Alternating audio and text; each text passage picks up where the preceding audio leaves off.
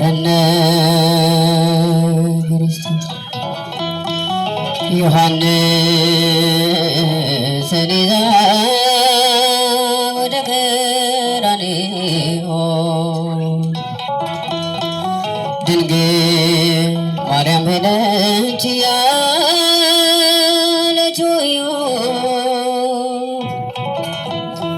ስለ ልጇ ሐዘን ስለ መከራ ያስገርም ነበር የፈሰሰ እንባዋ ስለ ልጇ ሐዘን ስለ መከራ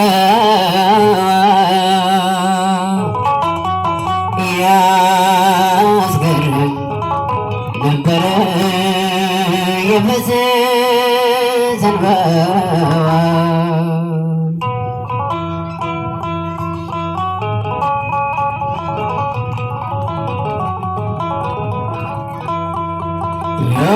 ዮሐንስ ቢደንቀው ያዘነው ዝናብ አነሳት ደግፎ በብርቱ ሊያጽናና ድንግልም አለችው ልጄ አሳዘነ እህት ወንድም የለው ላልቅስለት ተወ ከሁሉ ይበልጣል ያስደፋል አንገት የማርያም ሐዘን ዮሐንስን ይዛ ወደ ቀራንዮ ድንግል ማርያም ሄደች ያለችው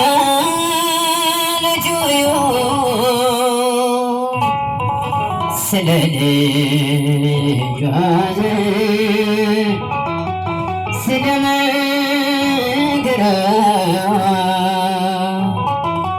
ያስገርም ነበረ የፈሰሰ እንባዋ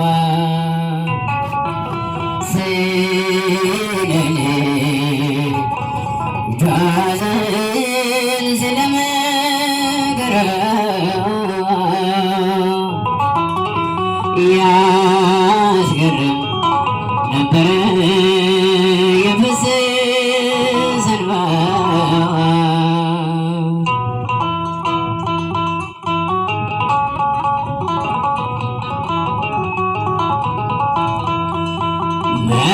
መግደላዊት ማርያም ሰሎሜ ሆና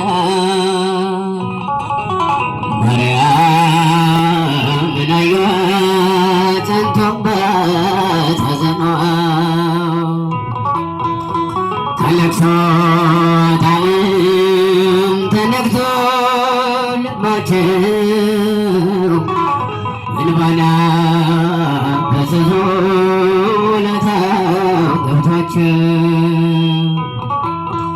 ከሁሉም ይበልጣል ያስደፋል አንገት የማርያም ሐዘን ዮሐንስን ይዛ ወደ ድንግል ማርያም ሄደች ያለችው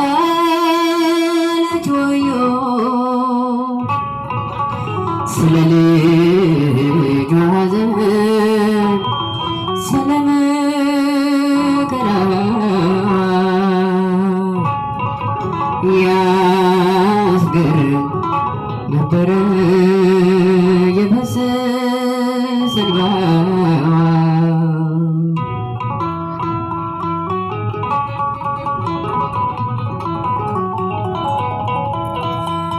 ራሔል አልቅሳለች ለላቀ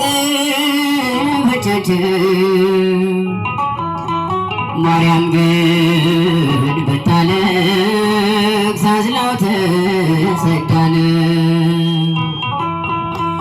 ያዕቆብም አልቅሷል በሌላ የሰው ደም። ማርያም ግን ብታለቅስ ፍጹም ልጇ ደም። ከሁሉም ይበልጣል ያስደፋል አንገት የማርያም ማዘን። ዮሐንስን ይዛ ወደ ቀራንዮ ድንግል ማርያም ሄደች እያለች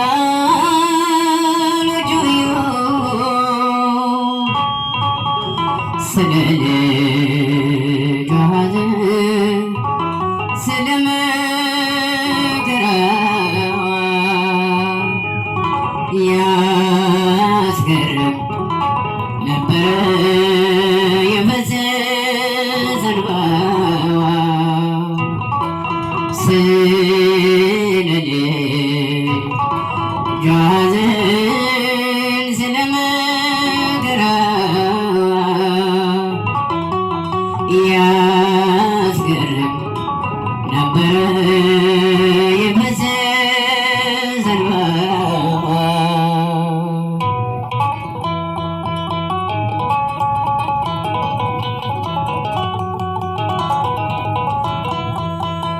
ጠብቶ ስላደገ የድንግልና ጡቷ መቆም አልቻለችም ስታይ መጠማቷ። በደም ተሸፍኖ ብታይ ውበቱ ለይልኝ አለች ከሥጋዋ ነፍሳ። ከሁሉም ይበልጣል ያስደፋል አንገት የማርያም ማዘን። ዮሐንስን ይዛ ወደ ቀራንዮ ድንግል ማርያም ሄደች እያለችው ስለ ልጇ ሐዘን ስለ መከራዋ ያስገርም ነበረ የፈሰሰ እንባዋ። ስለ ልጇ ሐዘን ስለ መከራዋ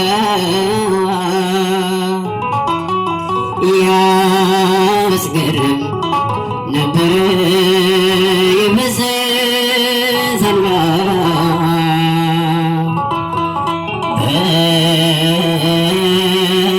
በእንተ ማርያም ማረነ ክርስቶስ።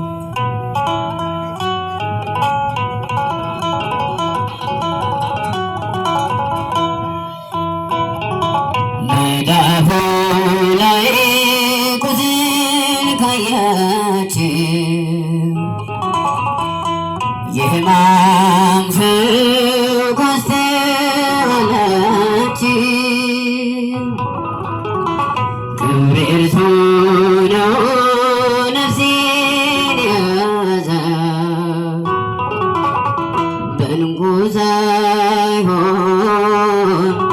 በደሜ ገዛት።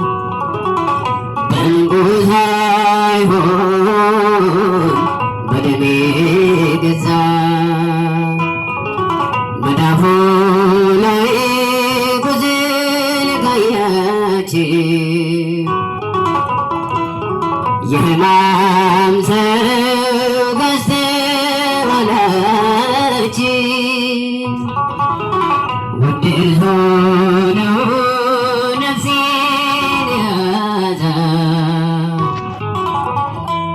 በንጉሥ ሳይሆን በደሜ ገዛት በንጉሥ ሳይሆን በደሜ ገዛት በንጉሥ ሳይሆን በደሜ ገዛት በንጉሥ ሳይሆን በደሜ ገዛት። አሁን የተገለጠ ያለው ገነት ውስጥ ወደ ማን ሄደ? ወደ ተጎሳቆለው፣ ወደ ተጨነቀው፣ ተስፋ ወደ ቆረጠው፣ ብቸኝነት ወደ ተሰማው፣ ወደ አዘነው ሄደ። እሺ አሁን እውነት እኛ ሳንዋሽ ወደ ማን ማየት ነው ደስ የሚለን? ወዳለው ሰው፣ ወደ ባለስልጣን፣ ወደ ሞላለት ከሐዘን ቤትና ከሰርግ ቤት ደስ የሚለን የትኛው ነው? ሰርግ ቤት ነው። በእውነት ወደ ብቸኛው ሰው መሄድ እሺ ይለናል አይምሯችን። ወደ ብቸኛው፣ ወደ ተጨነቀው ሰው፣ ወደ አገለለው፣ ወደ ታመመው ረዳት፣ ወደ ጣጣው ይደናቃለን። እስኪ ራሳችን ጠይቀው፣ ደስ የሚለን የቱ ነው? ብቸኛ ሰው፣ ጠያቂ የሌለው እስረኛ ሄዳችሁ ጠይቃችሁ ታውቃላችሁ? ጠይቀን እናውቃለን ሁላችን። አንድ አባት ማስታወሳቸው አባት ይገርማችኋል። እሑድ እሑድ ሆስፒታል ይሄዳሉ። የስጋ ዘመድ ታሞባቸው አይደለም የሚሄዱት። እሑድ እሑድ ሁልጊዜ አንድ ትልቅ ሆስፒታል፣ ክፍለ ሀገር ውስጥ ያለ ትልቅ ሆስፒታል፣ በኢትዮጵያ ውስጥ አሉ ከሚባሉ ትልቅ ሆስፒታል አለ። ወደዚያ እሑድ እሑድ ይሄዳሉ። ሂደው ክርስቲያኖችን እያሳለሙ፣ ክርስቲያን ያልሆኑትን በመስቀሉ ያላመኑትን ደግሞ እግዚአብሔር ይማራችሁ እያሉ ሁሉን እየጠየቁ በጎ እየተመኙለት ሲሄዱ አውቅ ነበረ። አሁን አርፈዋል ሲባል ሰማሁ።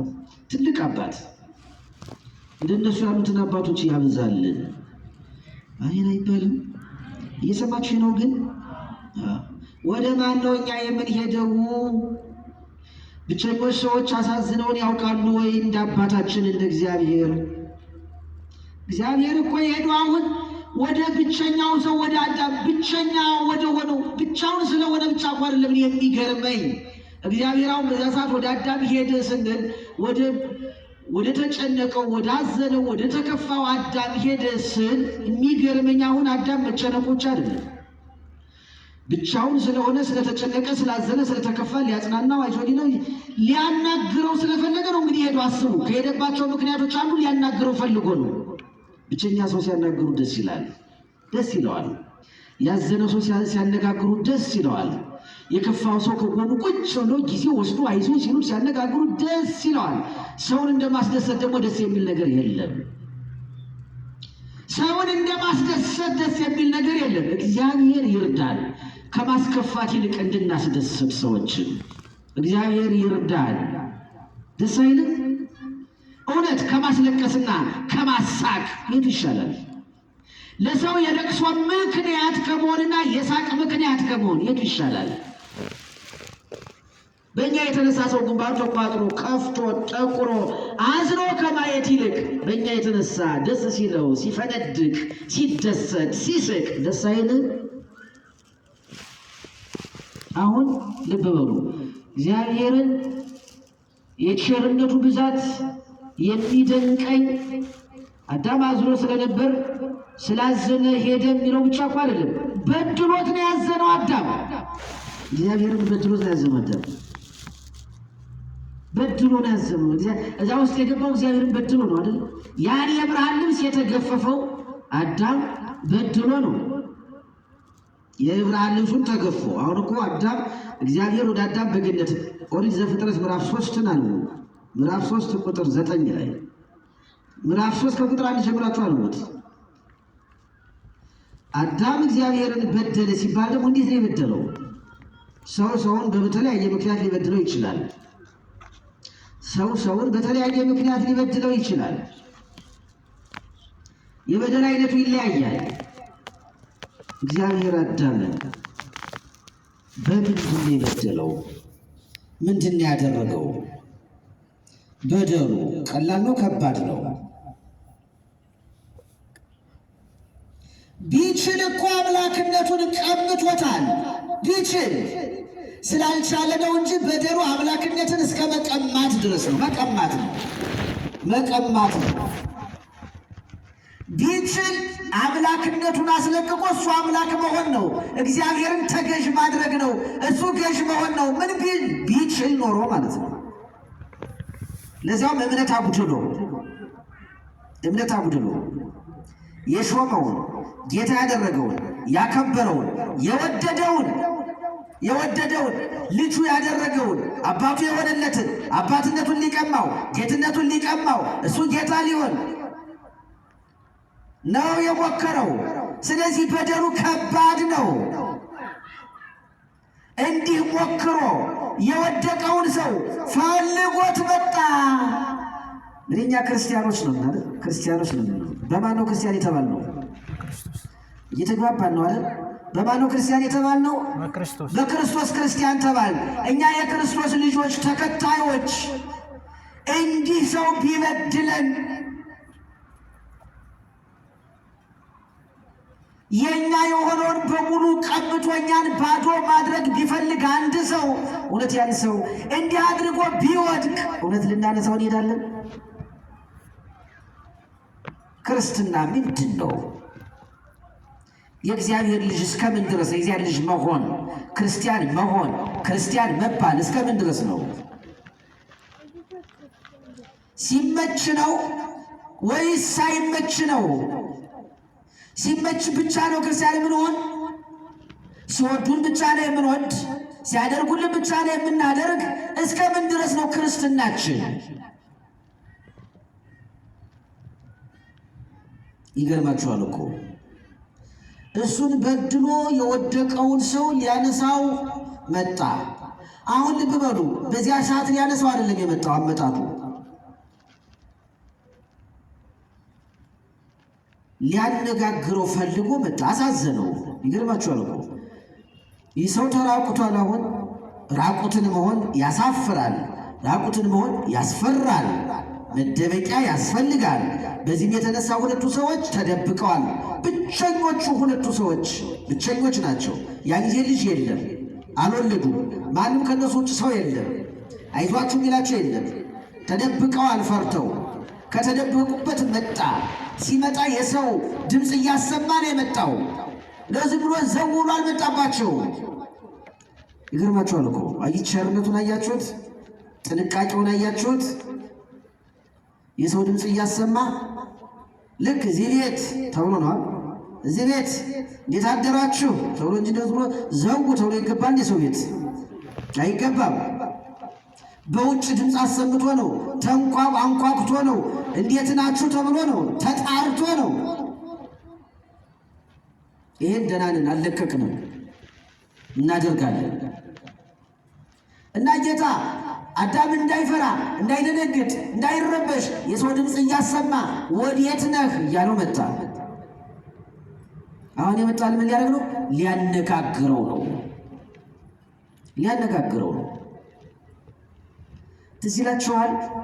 የጾሙ የቅበላ እሑድ የተማራችሁት ትምህርት ትዝ ይላችኋል? ያችን ሴት ፍለጋ ጌታ ሊያነጋግራት ከነበረችበት መከራ ሊያወጣት ወደ በሰማርያ መሄድ ግድ ሆኖበት ውሃው ዳር ቁጭ ብሎ ውሃ ጠጭኝ ያላት ለምንድን ነው? ሊያነጋግራት ፈልጎ ነው። መግቢያ ነው። ሊረዳት ነው። ለመርዳት ምክንያት ፍለጋ ነው።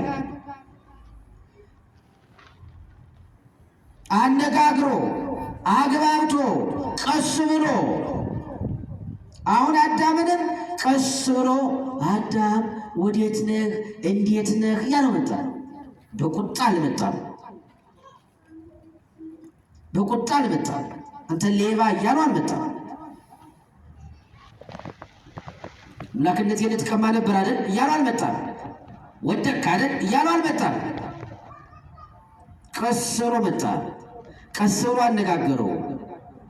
አዳምም እየፈራ ተደብቄ ድምፅን ስለሰማው ነው ፈርቼ ነው ተደብቄያለሁ አለ። ድምፅህን በገነት ስትመላለስ ድምፅህን ሰምቼ ፈራሁ። ምን ሆነ ፈራህ? ራቁቴን ስለሆንኩ ፈራሁ።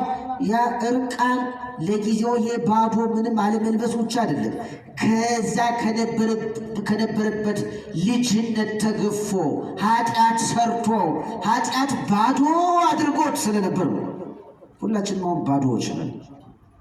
ምን ጥያቄ የለው፣ ባዶዎች፣ በልማድ የምንመላለስ በልማድ የምንኖር ባዶዎች፣ ፍቅር የጎደለን ባዶዎች። ታዘን ነበር እኛም። እሱም እኮ አትብላ የተባለው ስለበላ ነው። እኛ አሁን እኮ እርስ በርሳችሁ ተዋደዱ ተብለናል። አለ ወይ ያ ፍቅር? አለ? ራሳችሁን ዝቅ አድርጉ ትሕትና ይኖራችሁ ተብለናል። ፍቅሩ አለ፣ ትሕትናው አለ፣ ትሕትናው አለ።